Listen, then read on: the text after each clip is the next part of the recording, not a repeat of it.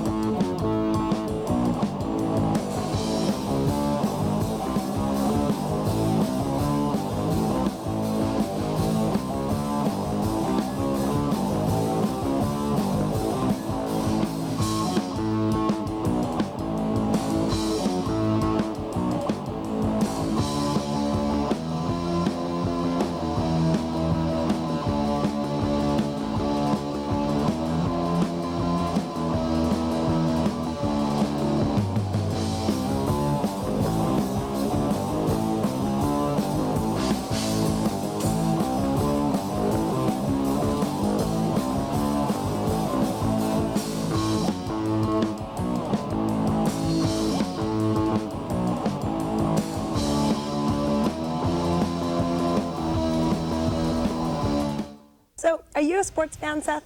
You know what? Sometimes I really enjoy sport. I really like rugby and wrestling and basketball. Oh, I love basketball. You know, me too. I really started to like basketball ever since women were able to play professionally. Women play professional sports. Pam, I'm sorry. Yeah, women play professionally. The WNBA. Haven't you ever heard of it?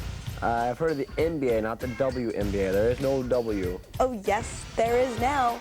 The WNBA, the Women's National Basketball Association. Well, LA's team is the Sparks. Here's Charlene Miller to tell us more about the Sparks and a special contest the team recently sponsored. Hi, this is Charlene Miller reporting from Sears in the Del Amo Fashion Center. I'm here today to judge the Kid Be Reporter contest for the WNBA's Los Angeles Sparks.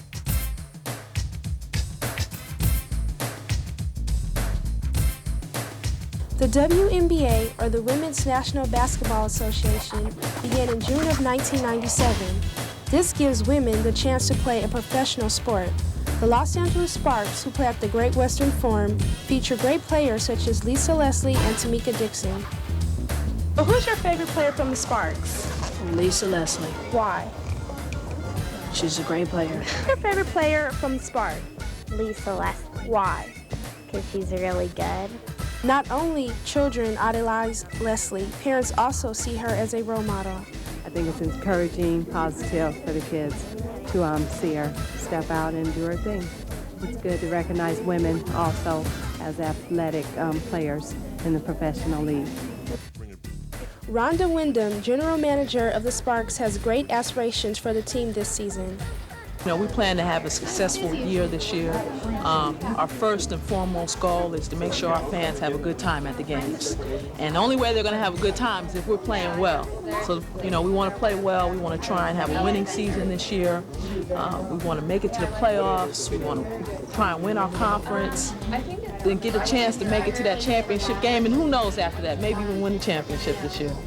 The LA Sparks, along with Sears Department Store, sponsors the Sears Kid Beat Reporter Contest. The first contest was held last summer. The only requirements are to be 8 to 16 years of age and have the spunk, enthusiasm, and determination to portray a 30-second report of a Sparks game. The opportunity gives kids a chance to become involved in their community. This event may also allow kids to find their niche in broadcasting by getting an early start. The winner gets many benefits, including covering the Sparks games from the media table, access to the locker rooms, and airtime on local radio station 92.3 The Beat, which broadcasts the young reporter's personal take on the game. Last summer, I auditioned and was given the title of the first ever LA Sparks Kid Beat Reporter. In addition to the benefits I just mentioned, I also received many other perks, such as meeting celebrities like Irvin Magic Johnson, Reggie Miller, and Shaquille O'Neal. I also appeared in the Daily Breeze and LA Times. This year, I was asked to judge the second contest.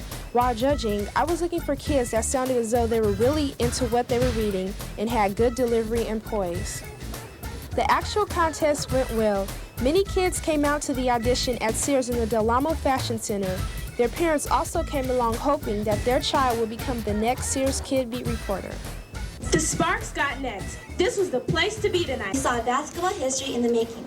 The Los Angeles Sparks opened the WNBA season in Salt Lake City. A thrilling 102-99 victory against the Utah Stars. In the first half, Lisa Leslie scored 22 points and had 3 rebounds. The game was wrapped up when Tamika Dixon nailed a 3-point shot at the buzzer to give the Los Angeles Sparks their first win of the season. This is Charlotte Miller signing off from Sears in the Del Amo Fashion Center.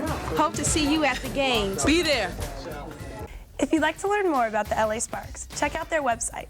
The address is www.sears.com/WNBA. Now here's Lila Chiraya with Teen Talk News. Hello and welcome to Teen Talk News. I'm your anchor, Lila Chiraya, bringing you up to date on important issues surrounding the city. This edition, we focus on Torrance's diversity, with many recent controversial issues on a state, national, and even global level.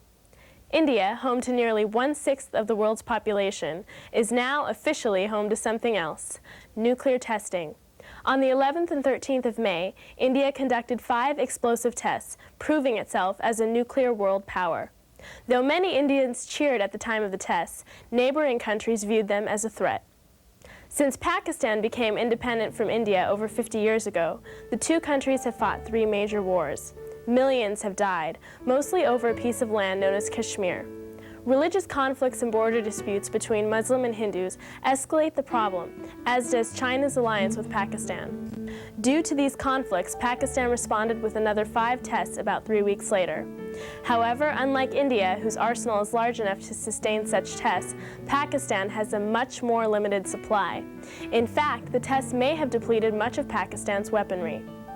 Along with the support of the United Nations, many countries have scorned South Asia's displays. The testing is in violation of the Comprehensive Nuclear Test Ban Treaty, or CTBT, approved by the United Nations General Assembly in September of 1996. The CTBT prohibits all explosive testing. However, it does nothing to prevent armament. This, according to India and Pakistan, is why the treaty is ineffective and will not be signed. Without ratification by all nuclear powers, including the most recent additions, the CTBT cannot be put into effect.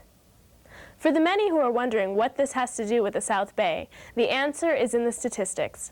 With over 29,000 Asians living within the city of Torrance, these issues strike home.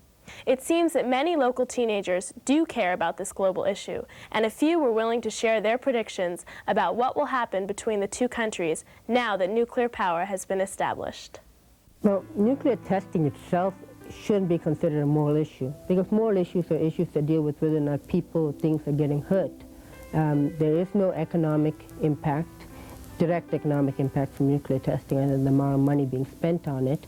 There is no environmental impact on that localized area, which has an adverse effect to either people or animals living on that area. It's all conducted underground, it's fairly sealed. And in terms of the people who live in that area aren't affected. I mean, it has no overall effect other than to, in the political scene, is proving that India can become a nuclear power. Well, nuclear testing doesn't really harm anyone. I mean, it's just testing. Like Karthik said, it was done underground, so I mean, it didn't really harm any organisms or people. But the problem I have with it was it wasn't done for knowledge. It was done just to prove themselves, you know, just like for ego, I guess. Right. I mean, it's like, you know, one country did it, so the other one has to prove itself because of the hostility. On a more local note, the issue of bilingual education has been the cause of much controversy. Proposition 227, placed on the primary election ballot June 2nd, passed with an overwhelming majority. The proposition dismantles the bilingual education system that California has had for a few decades, though it legally expired 10 years ago. Students will now participate in a program which immerses them in English, rather than native language instruction. Activists for the bill claim that its purpose is to help non-English proficient students, who make up almost 25% of the school system, learn English faster and more thoroughly. Opponents claim that the measure will only serve to intimidate children and make it harder for them to learn a language foreign to them. Though opinion may be divided, the vote has passed and Proposition 227 is now a reality for all Californians. Lastly, Teen Talk would like to congratulate Edison International Scholarship recipient Yan Lee. The West High senior was awarded a $1,000 grant by the company. Each year, Edison gives over $500,000 to 147 high school and community college students throughout the state. That's all the news we have for today. As always, we welcome your opinions here at Teen Talk News. Please write to us at the Office of Cable Communications. The address is 3350 Civic Center Drive, Torrance, California 90503. Make sure you put "Attention Teen Talk News" on the front of the envelope. If time permits, we'll read at least one piece of mail on air from our listeners here at Teen Talk News. I'm Lila Chariath. Thanks for watching. Back to you, Pam and Seth. Pam and I are going to take a quick break, but stay right there because Teen Talk will be right back after this. I'm Brian Kessler. And I'm Tanya Green, and we're the hosts of Spotlight Torrance. When it comes to entertainment, we've got it covered. We'll tell you what music to buy, like what videos are out, Hollywood gossip. Yeah, but it's not just studio stuff. We're everywhere. Because we know what's going on. We'll show you how to get some culture or where to whoop it up here in Torrance. Whoop it up? Yeah, whoop it up. Anyway, we're on daily on City Cable Channel 22.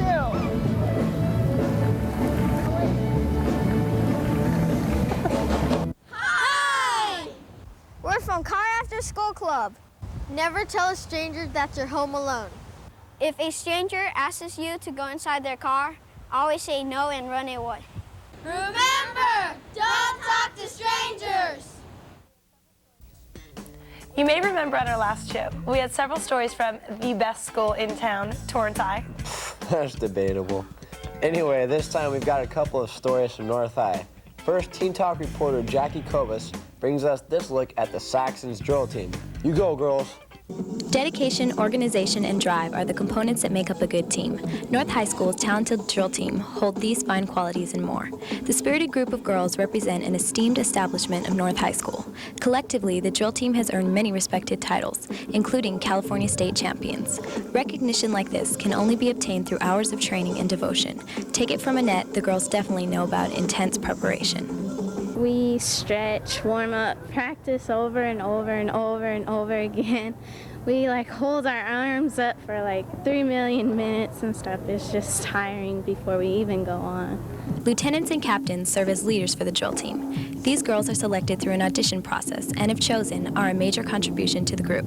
Lieutenant Lisa Koga explains the hardest part of this responsibility. Keeping our members in line, they don't, at the beginning they don't listen to us, but then they start getting to know us, and then they start actually wanting to do it. They realize how hard drill team is and what kind of effects come out of it, and so they really like it at the end. Younger members of the squad also benefit from leadership activities. A freshman on the team explains how her fellow teammates related to her. Really nice, but sometimes they tease around and say freshman, but then they're really nice and stuff. Yeah. Bonds like this between new and old members can only bring strength in time of crisis. Unfortunately, a serious incident like this took place when Captain Debbie Lee was injured and subsequently removed from several competitions. The group pulled through, however, and found the courage to go on without their main leader. First, I really didn't know. I don't know if they were afraid or if they felt a little insecure, but they seemed to do perfectly fine without me.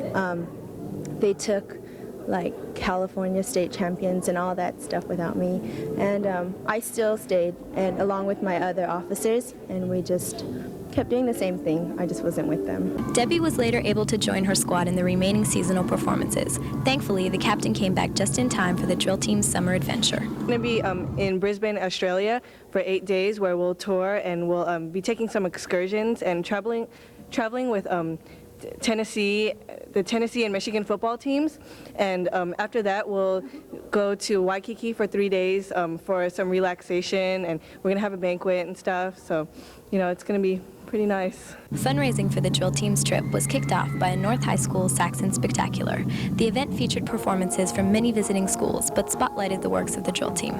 In the end, the North High School drill team is satisfied with nothing more than the enthusiasm of a few cheers from the crowd. North High School, large military.